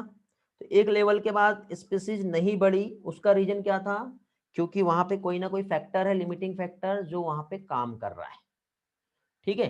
तो अब हम यहाँ पर जो है एक ग्राफ यहाँ पे जो बनाया मैंने, तो ये क्या है बेटा, हमारा स्पीसीज रिचनेस, जिसको हम एस से रिप्रेजेंट कर रहे हैं, और ये हमारा एरिया है। नेक्स्ट ग्राफ पे आते हैं, वहां पे हम समझते हैं क्या चीज है। तो ये देखो बेटा, एक रिलेशनशिप हम देखें बिटवीन द स्पीसीज रिचनेस, ठीक है, और एरिया को, तो हमेशा जो ग्राफ है हमें कैसा मिलेगा, रेक्टेंगुलर हाइपरबोला। फिजिक्स में पढ़े हो ना आपने ये वाला, जो कर्व बनेगा वो कैसा बनेगा, एक स्ट्रेट लाइन में नहीं बन रहा है, ये तो लॉग लॉग स्केल पे जब हम कर्व देखते हैं तब ऐसा आता है। लेकिन जब हम यहां पर देखेंगे तो ये किस तरह से आएगा, इस तरह से रेक्टेंगुलर हाइपरबोला, इस तरह से कर्व आता है। समझ में आ गया? Hello, yes sir. Point? Yes sir. किसी को कुछ पूछना है यहाँ पर? तो इस तरह से यहाँ पे ये देखो, इधर साइड स्पीसीज रिचनेस है जिसको हम एस से रिप्रेजेंट करेंगे, इधर साइड एरिया है जिसको हम ए से रिप्रेजेंट करेंगे। तो यहाँ पे जितना ज्यादा हम लोग क्या कह रहे हैं बेटा, एरिया बढ़ाते जा रहे हैं तो उतना ज्यादा स्पीसीज रिचनेस बढ़ेगा। मतलब एस डायरेक्टली प्रोपोर्शनल होता है किसके, ए के। ओके, यदि हम इस प्रोपोर्शनल सिंबल को हटाते हैं तो एस जो है equal to C A Z square. Z क्या होता है बेटा, स्लोप होता है। तो ये वाला हमारे को इस तरह से ये ग्राफ मिलेगा, ये वाला कौन सा, रेक्टेंगुलर हाइपरबोला। तो S equal to C A Z, ये स्क्वायर नहीं है बेटा, ये जेड है। ये जेड का मीनिंग क्या होता है थोड़ी देर बाद हम देखेंगे। तो यहाँ पे देखो, एरिया बढ़ा, नंबर बढ़े, और एरिया बढ़ाया और नंबर ऑफ स्पीसीज बढ़ी, और एरिया बढ़ाया और नंबर ऑफ स्पीसीज बढ़ी, और एरिया बढ़ाया नंबर ऑफ स्पीसीज बढ़ी। लेकिन एक टाइम के बाद और एरिया बढ़ाने के बाद भी अब नंबर ऑफ स्पीसीज नहीं बढ़ रही है। जहां पे अब देखेंगे तो एस जो है किस चीज को रिप्रेजेंट कर रहा है बेटा, स्पीसीज रिचनेस को, और ए जो है किस चीज को रिप्रेजेंट कर रहा है, एरिया को। ओके, अब यहाँ पे देखो सी जो होता है ये रिप्रेजेंट करता है वाई इंटरसेप्ट, और ये जो जेड है ये एक स्लोप ऑफ लाइन है। ये आपका जो लाइन जो आया ना, ये किस तरह से स्लोप ऑफ लाइन, थोड़ी देर के बाद समझा रहा हूं कैसे आएगा, ठीक है, जो कि एक रिग्रेशन को एफिशिएंट को रिप्रेजेंट करता है। तो यहाँ पे आप लोगों को बेटा ये दो चीज तो समझ में आ जाएंगी, कौन सा, स्पीसीज रिचनेस और एरिया। लेकिन उसके बाद आपको ये वाला पार्ट जो है कंफ्यूज कर सकता है, तो इसके मीनिंग हम समझेंगे थोड़ी देर के बाद। बट यही चीज हम बेटा लॉग लॉग स्केल पे जब हम ग्राफ को प्लॉट करते हैं तो ये जो हमारा स्पीसीज रिचनेस जो है एस को जब हम लॉग टेबल पे लेंगे तो क्या आ जाएगा बेटा, ये लॉग एस हो जाएगा, फिर ये लॉग सी हो जाएगा, प्लस जेड लॉग ए। फिजिक्स में पढ़े हो ना आपने ये वाला, हेलो, ऐसे आया था, पढ़े हाँ होंगे आप सर। लोगों ने। तो यहाँ पे इस तरह से जो लॉगरिथम स्केल पर देखे इस रिलेशनशिप को तो कैसा आता है, एक स्ट्रेट लाइन में आता है, और इस स्ट्रेट लाइन का इक्वेशन जो है इस तरह से आएगा। हेलो, ये दो इक्वेशन है, डायरेक्टली है, जो आपको याद करनी है। कुछ भी कंफ्यूजन नहीं है यहाँ पर ऐसा जो आपको ना समझे। यदि आपको ये वाला पार्ट क्लियर हो गया होगा तो इसके बाद बेटा जो स्लोप लाइन जो है कैसे आती है वो हम यहाँ पे समझेंगे। रिग्रेशन कोफिशिएंट क्या है, जेड का वैल्यू और वाई इंटरसेप्ट क्या है, ये अब मैं आप लोगों को समझाऊंगा। ठीक है, टाइम है ना हमारे पास अभी, हाँ जल्दी जल्दी करते हैं, ये वाला पार्ट आपका क्लियर हो जाएगा। तो लॉगरिथम स्केल पर जो रिलेशनशिप जो है वो कैसा आएगा बेटा, एक स्ट्रेट लाइन में आता है। चलो, ऑलरेडी मैंने यहाँ पे पहले से ही ग्राफ जो है ड्रॉ कर लिया हूँ ताकि आप लोगों को समझ में अच्छे से आ जाए और टाइम भी वेस्ट ना हो। तो देखिए बेटा, यहाँ पे हम लोग देखो, एक ये एक्स एक्सिस है, एक्स एक्सिस में हम लोग क्या देख रहे थे, एरिया। ये वाई एक्सिस है जहां पर हम लोग क्या देख रहे थे, स्पीसीज रिचनेस।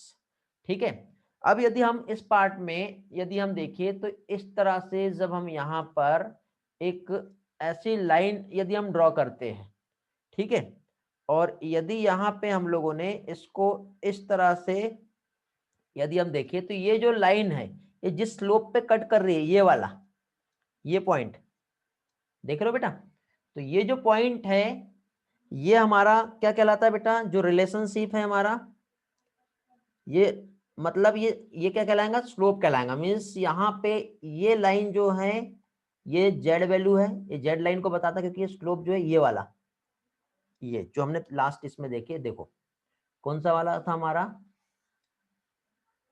ये स्लोप ऑफ लाइन मीन्स ये जो जेड वैल्यू है, Z value means slope of line. Y intercept मतलब जहां पे उसने कट किया है, वापस से आओ, देखो ये जहां पे इसने कट किया है ये वाई का वैल्यू है, वाई इंटरसेप्ट। और ये जब कट करने के बाद यहाँ पे ये जितना ये जो स्लोप बन रहा है ये हमारा क्या हो गया, स्लोप ऑफ लाइन, जिसको हम किससे रिप्रेजेंट कर रहे हैं, जेड से। क्लियर हुआ? और जेड वैल्यू अभी इतना है, यदि इसको हमने और आगे हाई कर दिए, ठीक है, ये आपका क्या हो गया, आपका जेड वैल्यू है, ये आपका क्या है, वाई इंटरसेप्ट। यदि इसको आपने हाई कर दिए, जैसे कि फॉर एग्जांपल पहले पहले की लाइन ध्यान देखो, पहले की लाइन ये वाली, ये ऐसी है, आपने इसको यहां से ऐसा खींच दिया, ऐसा ड्रॉ किया, ये वाला, तो इसका वाई इंटरसेप्ट इधर बना, और ये स्लोप जो है इसका ये है, ये एरिया बढ़ गया। कैसे एरिया बढ़ा, तो एरिया देखो यहाँ पे पहले जो आ रहा था ये सिर्फ इतना ही आ रहा था, ओके, सिर्फ आपको जो एरिया पहले मिल रहा था वो सिर्फ इतना ही मिल रहा था, लेकिन बाद में आपने जब लाइन यहां से खींचे तो आपको एरिया इतना मिल रहा है वहां पर, ठीक है, ये इतना। तो जितना एरिया बढ़ेगा उतने नंबर ऑफ स्पीसीज जो है वो क्या होंगे, मैक्सिमम होंगे। क्लियर हुआ बेटा पॉइंट्स, क्या समझाया मैंने आप लोगों को। तो यहाँ पे हम लोग क्या देख रहे हैं, जैसे फॉर एग्जांपल हम एक बर्ड की स्पीसीज हम देखते हैं, तो पहले छोटा सा एरिया था तो वहां पे 5 स्पीसीज थी, एरिया बढ़ा तो 5 से स्पीसीज क्या हो गई, 10 हो गई, और एरिया हमने बढ़ाया तो 10 से कितना हो गया, 15 हो गया, और एरिया हमने बढ़ाया तो 15 का कितना हो गया, 20 हो गया, और एरिया बढ़ाया तो अब ज्यादा नहीं बढ़ रहा, 22 ही हो रहा है, इससे ज्यादा स्पीसीज नहीं है कि नहीं ना, उससे ज्यादा स्पीसीज, तो अब कहां से आप बताओगे कि नहीं अब ये बढ़ना चाहिए। तो स्पीसीज एरिया रिलेशनशिप जो है ये हम कहाँ का देख रहे हैं बेटा, साउथ अमेरिका का जो जंगल है, ठीक है, थोड़ी देर पहले बताया था, जो हमारे साइंटिस्ट हैं, ठीक है, वॉन हेम्बोल्ट जो है, उन्होंने जो साउथ अमेरिका के जो जंगल है अलेक्जेंडर, उन्होंने ऑब्जर्व किए और ये बताया कि एरिया जो होता है बेटा, ठीक है, पर्टिकुलर एक एरिया में वाइड वैरायटी ऑफ जो टेक्सा है, जैसे एंजियोस्पर्म प्लांट भी है, बर्ड्स भी है, बैट भी है, ठीक है, फ्रेश वाटर फिश भी है, तो उनके अगेंस्ट में जब हम कर्व देखेंगे तो ये ऐसा स्ट्रेट लाइन में नहीं बनता है, जो कर्व जो बनता है वो इस तरह से बनता है, और ये कर्व जो रहेगा वो कैसा रहेगा, रेक्टेंगुलर हाइपरबोला रहेगा, ओके। तो स्पीसीज रिचनेस को हम देखेंगे तो एरिया बढ़ाने से क्या होते जाएगा, नंबर ऑफ स्पीसीज बढ़ती है, और इसी ग्राफ को जब लॉग लॉग स्केल पे हम देखेंगे तो एक स्ट्रेट लाइन जिसमें हमको एक लीनियर पैटर्न में एक ग्राफ मिलता है, ओके, किस तरह से मिलता है, लीनियर पैटर्न में ग्राफ मिलता है। तो अब देखो यहाँ पे हम लोग दो कंडीशन देखते हैं, ये भी एक जेड वैल्यू है और ये भी एक जेड वैल्यू है, ठीक है। तो यहाँ पे जैसे जैसे लाइन सीधी होते जा रही है वैसे वैसे बेटा जेड का वैल्यू बढ़ते जा रहा है। पहले देखो ये लाइन ऐसी थी, फिर ये ऐसी हुई, फिर ये ऐसी हुई, फिर ऐसी हुई, तो ये भी जेड है, ये भी जेड है, ये भी जेड है, ये भी जेड है, तो ये जो जेड का वैल्यू जो रहेगा ये क्या रहेगा बेटा, मिनिमम रहेगा, कम रहेगा कि नहीं, यहाँ पे जेड का वैल्यू जो है मिनिमम होगा, बट ऐसे ऐसे जब यहाँ पे जाएंगे तो यहाँ पे जो जेड का वैल्यू जो रहेगा वो क्या रहेगा, ये मैक्सिमम होगा। लाइन जैसे जैसे सीधी होते जा रही है वैसे वैसे क्या होगा बेटा, जेड का वैल्यू मतलब जेड का वैल्यू हाई, ठीक है, यदि मान लो इफ जेड का जो वैल्यू है ये यदि हाई है तो ये किस चीज को रिप्रेजेंट करता है, जो चेंजेस आए ना, परिवर्तन बोलते हैं, तो चेंजेस जो है वो मैक्सिमम होंगे, और अधिक वहां पे परिवर्तन हो रहा है, ठीक है, मतलब एरिया बढ़ाते बढ़ाते क्या कह रहे हैं हम लोग, और नई स्पीसीज मिलते जा रही। तो देखो नंबर 1 यहाँ पे ये, तो यहाँ पे आपको सिर्फ इतनी स्पीसीज मिल रही है, ठीक है। अब नेक्स्ट इसमें देखो, ये पहले इस तरह से था इतना, फिर और आपने बढ़ा दिया जेड का वैल्यू, तो पहले जेड की वैल्यू यहाँ से जा रही थी, अब जेड की वैल्यू यहाँ से जा रही, तो ये यहाँ से आपका ग्राफ बन रहा है, ये यहाँ से बन रहा है, तो यहाँ पे क्या हो गया, स्पीसीज के नंबर बढ़ गए, पहले इसमें स्पीसीज नंबर लो थे, ये सेकंड नंबर स्पीसीज के नंबर यहाँ पे क्या होंगे, हाई हो जाएंगे, ओके। तो नॉर्मल एरिया में जेड का वैल्यू जो रहेगा हमेशा कम रहेगा, और एरिया यदि हम बढ़ाते जाएंगे तो जेड का वैल्यू जो रहेगा वो क्या होगा बेटा, बढ़ते जाएगा, ठीक है। तो वैल्यू ऑफ जेड हम समझ लेते क्या है, तो जेड का वैल्यू जो है क्या बताया मैंने आपको अभी थोड़ी देर पहले, एक नॉर्मल एरिया जो है, यहां तक क्लियर हुआ कि पहले ये बताओ, ये वाई इंटरसेप्ट समझा आपको,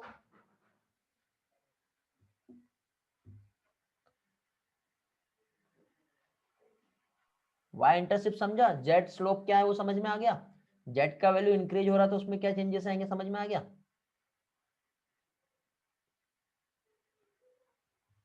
ओके। तो वैल्यू ऑफ जेड देख रहे हैं हम लोग, तो फॉर नॉर्मल एरिया। तो नॉर्मल एरिया में जो जेड का वैल्यू जो होता है ये होता है 0.1 से लेकर के 0.2 तक के, चाहे वो ब्रिटेन का प्लांट हो, कैलिफोर्निया का बर्ड हो या न्यूयॉर्क का मोलस्का हो।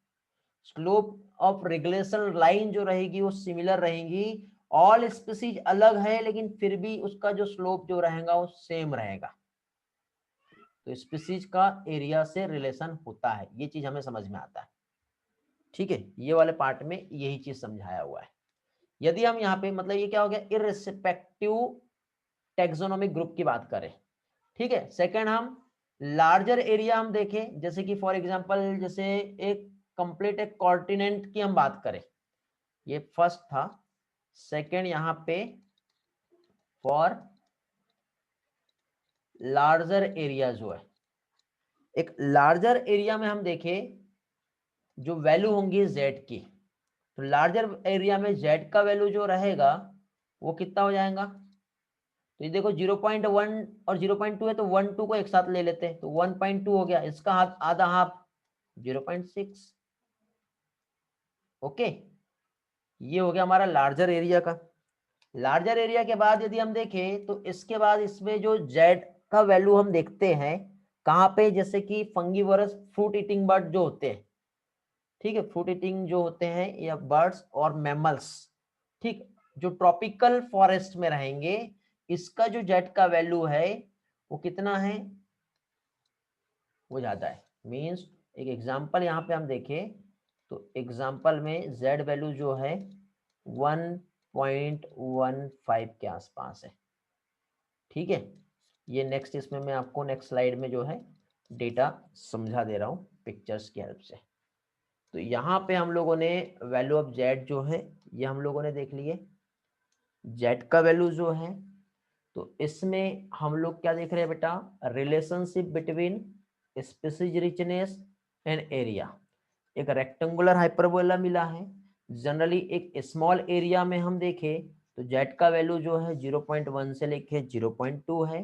यही चीज हम देखें लार्ज एरिया में एक इंटायर कंटिनेंट की हम बात करें तो स्लोप ऑफ लाइन जो रहेगी वो कैसी रहेंगी, स्टीपर रहेगी। जितनी ज्यादा स्टीपर रहेगी तो जेड का वैल्यू जो रहेगा ये यहां से देखो कितना बढ़ गया, 0.1 से कितना हो गया 0.6 और 1.2। एग्जाम्पल हमने देखे, फ्रूट, ये फ्रूट ईटिंग बर्ड है बेटा। फ्रूगीवोरस बर्ड जो होते हैं ये कैसे होते हैं, फ्रूट ईटिंग बर्ड्स और मैमल्स। कहाँ पे, ट्रॉपिकल फॉरेस्ट में हम देखें तो यहाँ पे उसका जेड वैल्यू जो है कितना है 1.15। वेरी वेरी इंपॉर्टेंट स्लाइड है ये, डेटा आपको, ये यूनिट, ये वैल्यू आपको याद रखनी है। समझ गए, बहुत इंपॉर्टेंट है बेटा ये। क्लियर हो गया। तो ये था बेटा स्पीसीज एरिया रिलेशनशिप। उम्मीद करता हूं आपको ये सारे पार्ट जो है अच्छे से समझ में आ गए होंगे। आगे भी कुछ पार्ट है जो हम कंटिन्यू करेंगे, बट फिलहाल जो है ये वाला पार्ट तो हम नेक्स्ट लेक्चर में देखेंगे। ठीक है, आज यहीं तक के जो था डेटा था जो आपके लिए इंपॉर्टेंट था। एक एक पॉइंट क्लियर हो गया बेटा, हर चीज ओके है, मजा आ गया, मजा तो आना ही चाहिए हर दिन। ओके, कौन सी स्लाइड बेटा प्राची बताओ, स्पीसीज इन्वायरमेंट रिलेशनशिप वाला ग्राफ, मार्कर वाली स्लाइड कौन सी, मैं रिवाइज करा देता हूं बोलो तो। स्टीपर ग्रोथ वाला नहीं समझा क्या, स्लोप लाइन जेड वैल्यू नहीं समझ में आई, प्राची बताओ मुझे। स्लाइड लगा देता हूं मैं आपके लिए, 1 मिनट।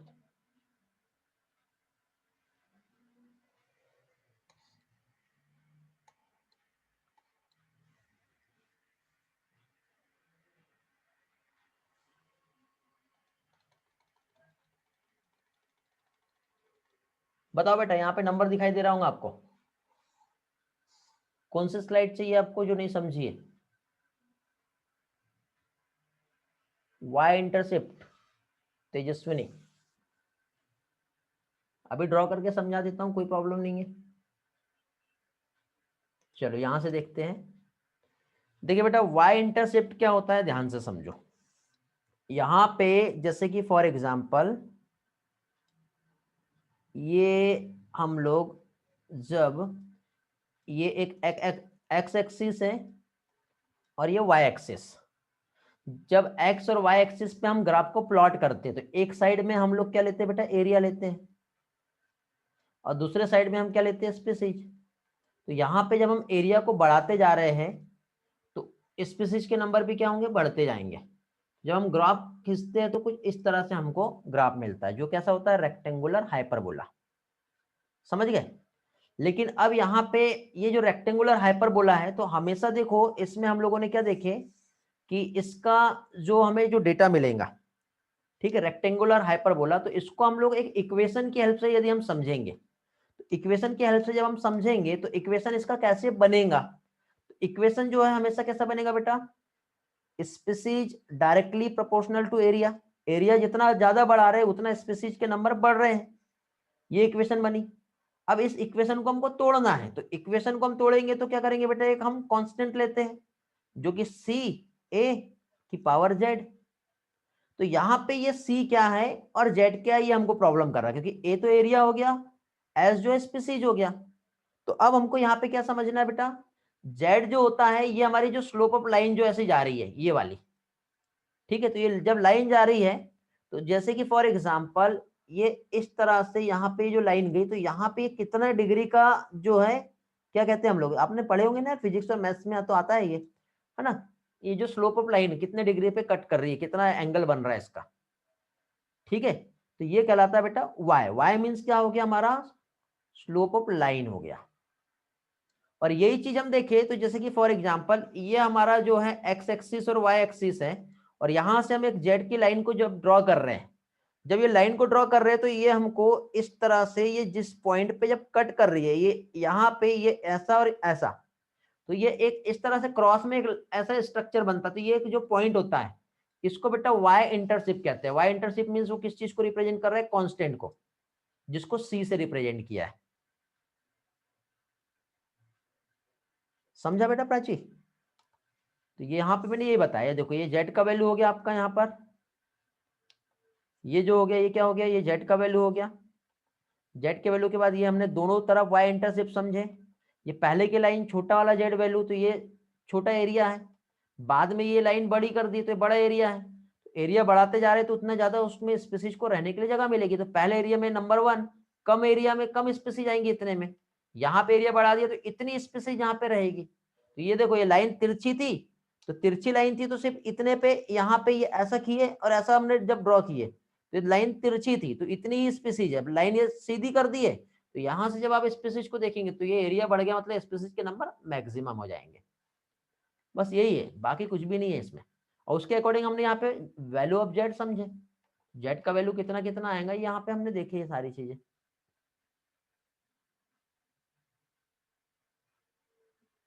तेजस्विनी को समझ में आ गया। प्राची बेटा आपको समझा,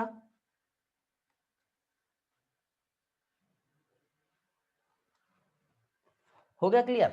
बस सिंपल ही है बेटा, कुछ भी नहीं है। और हमको ऐसे एग्जाम में इतने डीप क्वेश्चन नहीं पूछे जाएंगे, एकदम सिंपल टाइप के क्वेश्चन ही पूछते हैं। सिर्फ जो वैल्यू दी है ना वो याद रखना है, और उसका मीनिंग क्या होता है सिर्फ वो याद रखना है, ठीक है। हाँ लेकिन समझा रहेगा तभी आपको याद रहेगा, रटना नहीं है बेटा, समझना है। चलो उम्मीद करता हूँ सारे पॉइंट आप लोगों के क्लियर हो गए हैं। यूट्यूब पे कल का लेक्चर मैंने अपलोड कर दिया हूँ, आज का लेक्चर भी जो है अपलोड हो जाएगा। जेड की वैल्यू बेटा जितना दिया है उतना याद कर लो, हमारे एनसीईआरटी ने वही बताया है, और उतनी ही रहेगी। बट उतनी नहीं, वो एरिया जैसे एरिया पर डिपेंड करेगा, बट फिर भी जो जेड की वैल्यू है छोटे एरिया के लिए कितना है और बड़े एरिया के लिए कितना है वो मैंने आपको ऑलरेडी बता दिया, वो कांस्टेंट रहेंगी। मैंने थोड़ी देर पहले वो भी बताया ना कि कहीं का बढ़ रहे या कहीं का प्लांट रहे, वैल्यू यदि एरिया छोटा है तो जो वैल्यू है हमारी कितना 0.1 से 0.2, एरिया बढ़ा दिया तो कितना होगा 0.6 से 1.2 हो जाएगा। एक एग्जांपल हमने देखे, जो बर्ड्स है हमारा मैमल्स है, या फिर फ्रूट ईटिंग बर्ड्स जो होता है ट्रॉपिकल रेन फॉरेस्ट में जो देखने को मिली है, जेड की वैल्यू 1.15 है, ये एक एग्जांपल देखे हमने।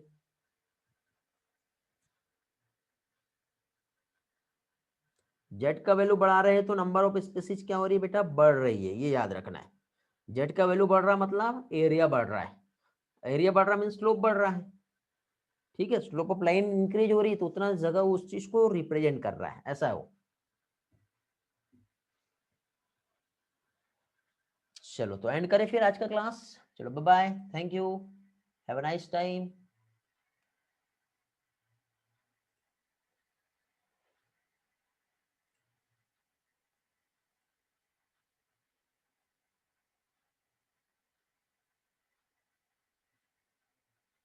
ओके बेटा, बाय वेदांती, ओके प्राची।